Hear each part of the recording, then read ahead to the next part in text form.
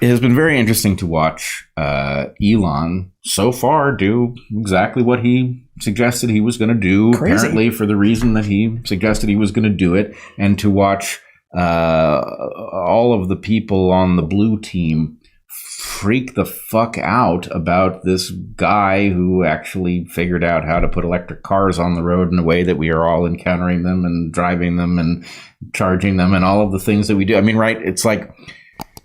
How dare he?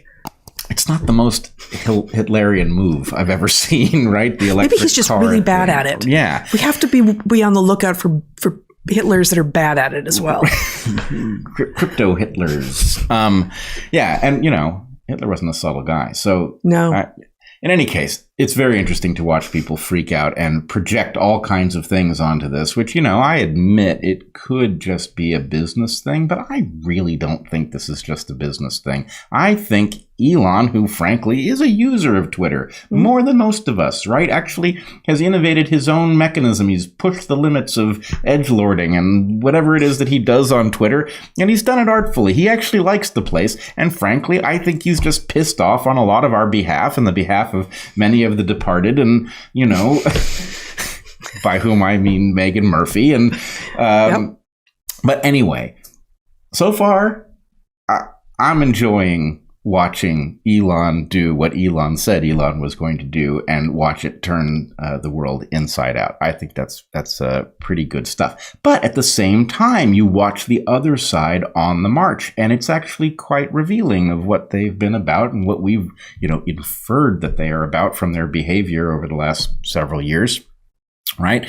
So we have, you know, the White House making noises about finally doing something about Section 230.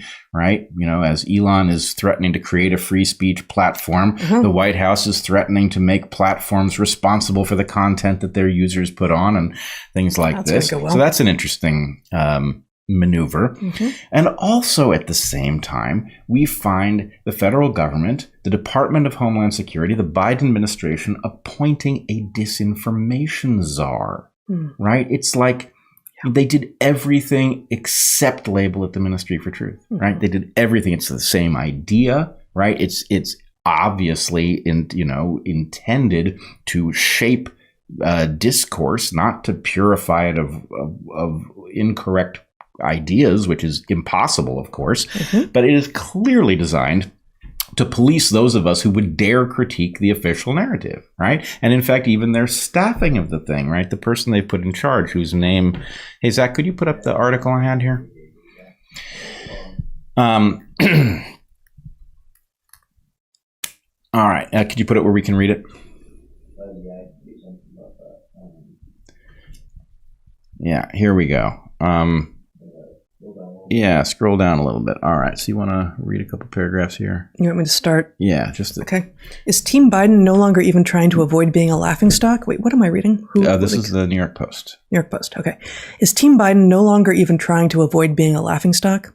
Why did Biden just appoint a champion of the Hunter Biden laptop cover-up to serve as chief of his new Ministry of Truth? Department of Homeland Security Alejandro Mayorkas, probably butchering that name, I apologize, announced that his agency is creating a, quote, disinformation governance board. Given the Biden record, it is unclear whether the new board will be fighting or promulgating disinformation. Nina Jankowicz, the head of the new board, is a Bryn Mawr graduate who worked for the National Democratic Institute, which is heavily funded by the National Endowment for Democracy, which spurred perennial controversy for interfering in foreign elections. Here we have somebody who has promulgated actual disinformation, who has advanced the idea that Hunter Biden's laptop was the result of a Russian disinformation campaign rather than the result of a drug addict stupidly leaving his laptop at a repair shop and it's embarrassing and illegal content spilling into the world, right? So is this person really in a position to tell anybody what is and is not disinformation? What's more, the agency in question, the DHS. The DHS has defined malinformation, which we have mocked here on this very channel, malinformation being things that are based in truth that make you distrust your government, right? Mm-hmm. So do we want this? Or that are bad for the other messaging of the government. Right. It is Well, and the point is it's terrorism. Malinformation, that is things that are based in truth that cause you to distrust your government. That is a form of terrorism, according to the DHS, which has now this new disinformation controlling branch headed by this person who has promoted at least incorrect ideas.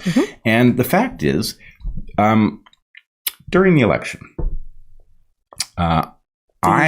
presidential election of 2020. The 2020 presidential election. Okay. I actually was very concerned about Hunter Biden's laptop, and I was very concerned about Twitter throwing the New York Post off for reporting on the story, right? A story which turned out to be true in the end. I was also very concerned about the state of mental decline of our president. Right. And our now president. Our now president. And I was told on both of these fronts that this was some kind of disinformation, right? That we were being manipulated by some force that wanted us to believe that Biden was compromised, both as a matter of corruption and as a matter of mental decline.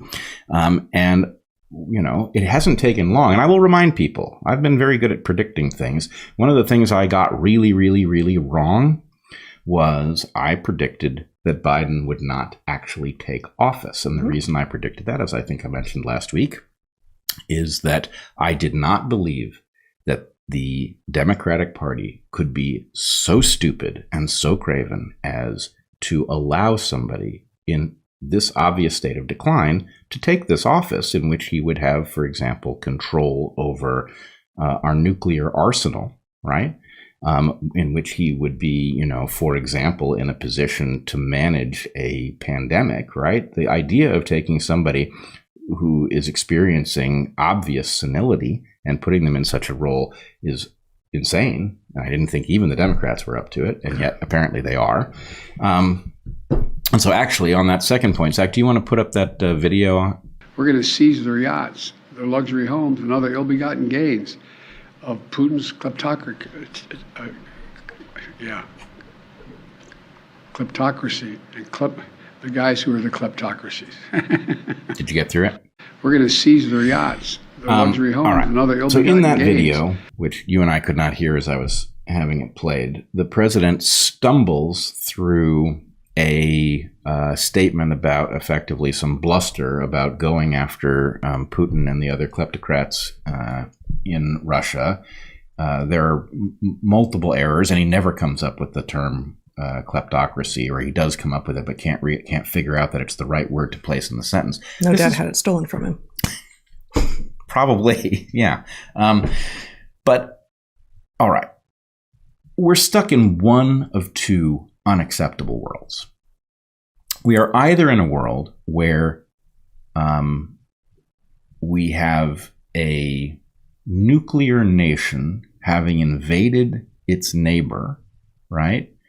In which nuclear weapons could be in play, and President Biden, in this confused, compromised state of mental decline, might actually be in charge of whether or not we respond to something that shows up on NORAD's radar with, nuclear retaliation, or maybe something that would show up on their radar would be a mistake, and President Biden would take somebody too seriously who thought it was real. Who knows? The point is, it would be the height of insanity to take a nation with weaponry as ferocious as ours and to put it in the hands of somebody who is obviously in decline. And my point further would be, he's obviously in decline now. Some of us could detect it during the election. We weren't guessing. It was apparent then. Yep. And what that means is, if we can all see it now, the people who were in charge of his candidacy saw it then, and they allowed this to happen anyway. Mm-hmm. So here are the two worlds we live in.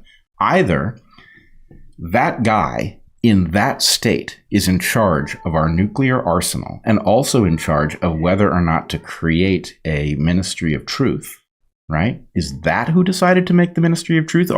Do we believe that he understands the implications of such a thing?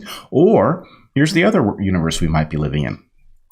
Maybe he's not really in charge, right? And maybe, yes, they're losing control of his ability to deliver a long enough speech that he's not an embarrassment to himself and to the country. But then who is in charge? right? Now we've got a question of, is this a coup?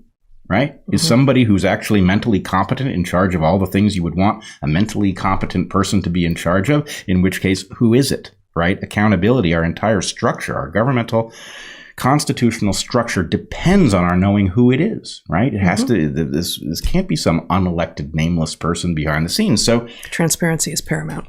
Right. I guess my point would be neither of these things is the least bit acceptable. And this did not happen by accident. It wasn't invisible. In fact, the very fact that his mental decline was not widely discussed on all sides during the election had to do with the intimidation of people who did discuss it. I was one of them. I remember what happened when you talked about it. Mm-hmm. So, do we really want a Ministry of Truth deciding who gets to say what and acting on the basis that it believes that to say things that are out of step with this mainstream narrative might be terrorism? I mean, this is all sounding quite dystopian, and I don't think one has to be particularly imaginative to see it. I agree. So I guess that means, even though it is the case that if you were to list all Americans and you were to rank order them in terms of how much I want to see them as president, Kamala Harris would be way down at the bottom of that list. Mm-hmm. Not at the very bottom. No. There are people I want to see less than Kamala Harris, but not a lot of them. That's what I'm saying, right? Nonetheless. You've been in downtown Portland lately? Because I hear you.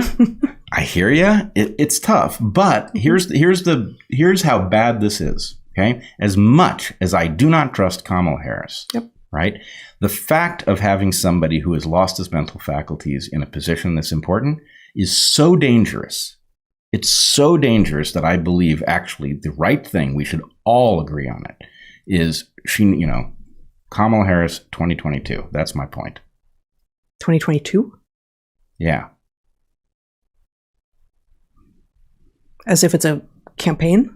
Well, I guess, I think I just lost the plot. Okay. Yeah, I think the point is we have allowed maniacs to mismanage our system so badly that the only rational course of action is for Kamala Harris to ascend to the presidency.